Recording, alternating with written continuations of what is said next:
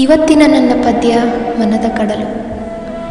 ನುಣುಪುಗೆನ್ನೆಯ ಮೇಲೆ ಕಿರಿದಾಗಿ ಜಾರಿದೆ ಕಂಬನಿಯ ತೊರೆಯು. ಸೇತುವೆಯ ಕಟ್ಟಿ ದಾರಿ ಮಾಡಲೆ, ಕಟ್ಟಿ ಕಟ್ಟಿ ತಡೆ ಹಿಡಿಯಲೆ. ಮನದ ಕಡಲಲ್ಲಿ ಅಬ್ಬರಿಸುತ್ತಿವೆ ಅಸಮಾಧಾನಗೊಂಡ ಅಲೆಗಳು. ಭೀಕರತೆಯ ದನಿಯಾಗಲೇ, ಅಲುಗಾಡದ ಶಿಲೆಯಾಗಲೇ.